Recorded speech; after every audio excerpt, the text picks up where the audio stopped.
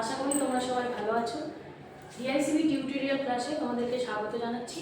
আমি মানসী Mukherjee, ডিআইসিবি public high স্কুলের সংস্কৃত বিষয়ের শিক্ষিকা। তো চলো স্টুডেন্ট, আজকে আমরা তদ্ধিত প্রত্যয় সম্পর্কে তোমাদেরকে সাধারণ ধারণাটা দিচ্ছি। তদ্ধিত প্রত্যয়ে আমরা জানি তদ্ধিত প্রত্যয়ের 5টা শ্রেণীবিভাগ: অন, মতু, তর, তম, ইয়সুন এবং ইষ্টম। ইয়সুন এবং ইষ্টমকে ধরলে আমাদের এখানে হচ্ছে 6 ধরনের তদ্ধিত প্রত্যয়। তো সেখান থেকে আজকে আমরা ইয়সুন এবং ইষ্টম সম্পর্কে সাধারণ তোমাদেরকে ধারণা দিচ্ছি। ফার্স্টে আছে ইয়সুন প্রত্যয়। ইয়সুন প্রত্যয় হচ্ছে যখন এটাতে হচ্ছে দুটির মধ্যে তুলনা করা হয়, অর্থাৎ ইয়সুন প্রত্যয়ে ইয়স থাকে এবং উনটা বাদ চলে যায়। যেমন এখানে আমি এক্সাম্পল দিয়েছি, লঘু প্লাস ইয়সুন আছে লঘিয়স। এটা হলো কি করে? এর পরিনিষ্ঠিত রূপেও কিন্তু এখানে এসে থাকে। সাধারণত প্রত্যয় থেকে পরিনিষ্ঠিত রূপই পরীক্ষায় এসে থাকে। লঘু প্লাস ইয়সুন, এখানে লঘু প্লাস ইয়সুনের ইয়স থাকে, উন বাদ চলে যায়। তাহলে থাকলো কি ইয়স, তাহলে লঘু প্লাস ইয়স, অশ্রু আর লঘুয়স, এখানে হয়ে গেল কি লঘুয়স। ইয়সের কি থাকছে? দীর্ঘি, তাই জন্য ভয়ের জায়গায় হয়ে গেল কি দীর্ঘি। তাহলে অ্যাকচুয়ালি হলো কি লঘিয়স, কিন্তু আমি ব্র্যাকেটে লিখেছি লঘিয়ান।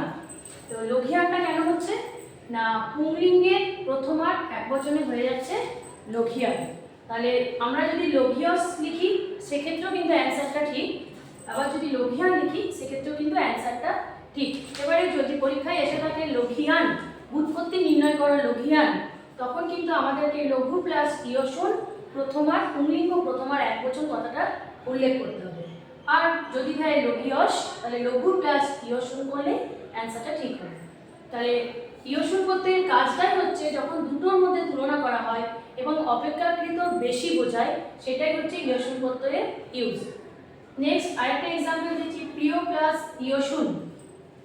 এখানেও আমাদের সেমই হবে, ইয়সুনের ইয়স থাকবে, উনটা বাদ চলে যাবে। ইয়স থাকলে কি হচ্ছে, এটা কিন্তু রূপে চেঞ্জ আছে, প্রিয়যুক্ত ইয়সুন হয়ে যাবে প্রেয়স। কিছু কিছু রূপে চেঞ্জ আছে এবং সেইগুলো তোমাদেরকে ভালো করে মুখস্থ করতে হবে। তাহলে প্রেয়স, এটাও হবে পুংলিঙ্গের প্রথমার একবচনে প্রেয়ান। এখানেও কিন্তু সেম হবে, প্রিয় প্লাস ইয়সুন প্লাস পুংলিঙ্গ প্রথমার একবচন, অ্যান্সার হবে প্রেয়ান। তাহলে ইয়সুন প্রত্যয়টা তোমরা এইভাবে মনে রাখবে যে ইয়সুন প্রত্যয়ের শেষে কি থাকছে এবং সেটা কিভাবে শব্দের সাথে জুড়ে যাচ্ছে, তারপর কিভাবে চেঞ্জ হচ্ছে, তাহলে তোমরা সহজেই ইয়সুন প্রত্যয়টা মনে রাখতে পারবে। নেক্সট আমরা আসছি ইষ্টন প্রত্যয়। ইয়সুনে আমরা দেখলাম যে দুটির মধ্যে তুলনা করা হলো এবং অপেক্ষাকৃত বেশি বোঝালো। ইষ্টনে কি হচ্ছে, যখন অনেকের মধ্যে তুলনা করছে এবং একজনকে শ্রেষ্ঠ বা নিকৃষ্ট বোঝাচ্ছে। শ্রেষ্ঠ অর্থেও তাহলে ইষ্টন প্রত্যয় ইউজ হচ্ছে এবং নিকৃষ্ট অর্থেও ইউজ হচ্ছে। তাহলে যেমন ইয়সুন প্রত্যয় দেখিয়েছিলাম শেষে ইয়স থাকছে, সেরকম ইষ্টন প্রত্যয়েরও শেষে কি থাকবে? ইষ্ট। ইয়সুনে কি হয়েছিল? দীর্ঘি ছিল, তাই এখানে স্পেলিং হয়ে যাচ্ছিল দীর্ঘি, কিন্তু ইষ্টনে কি আছে? ইষ্ট হস্যি, এখানে কিন্তু হয়ে যাবে হস্যিটা। এটা কিন্তু স্টুডেন্টরা অনেকেই ভুল করে থাকে, ইয়সুনের দীর্ঘি আর ইষ্টনের হস্যি দুটো কিন্তু ভুল হয়ে গেলে পুরো অ্যান্সারটা ভুল হয়ে যাবে। যদি তোমাদের দিল পটু প্লাস ইষ্টন, লিখে দিলে পটিষ্ঠ দীর্ঘি, সেখানে কিন্তু অ্যান্সারটা ভুল হয়ে যাবে। আবার ইয়সুন যদি ইয়সুন দেয়, তোমরা যদি লিখে দাও হস্যিকার, যেমন লঘিয়সের দীর্ঘি জায়গায় হস্যি করে দাও, তাহলে কিন্তু অ্যান্সারটা ভুল হয়ে যাবে। তাই খুব ভালো করে মনে রাখতে হবে, ইয়সুনের দীর্ঘি হবে এবং ইষ্টনের হস্যি হবে।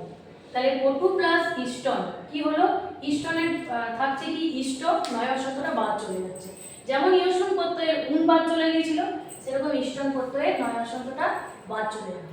তাহলে পড়ে থাকলো কি ইষ্ট, তাহলে পটু প্লাস ইষ্ট। এখানে আছে হস্যি, তাই জন্য টয়ের জায়গায় হয়ে গেছে হস্যি, অ্যান্সারটা হয়ে গেছে পটিষ্ঠ।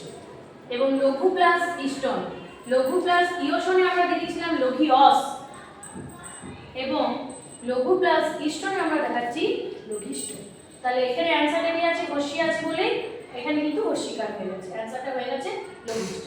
তাহলে লঘিয়স মানে হচ্ছে দুটির মধ্যে অপেক্ষাকৃত বেশি বোঝাচ্ছে, এবং লঘিষ্ঠ মানে হচ্ছে যখন অনেকের মধ্যে একটাকে শ্রেষ্ঠ বোঝাচ্ছে, সেটাকে বলা হচ্ছে লঘিষ্ঠ।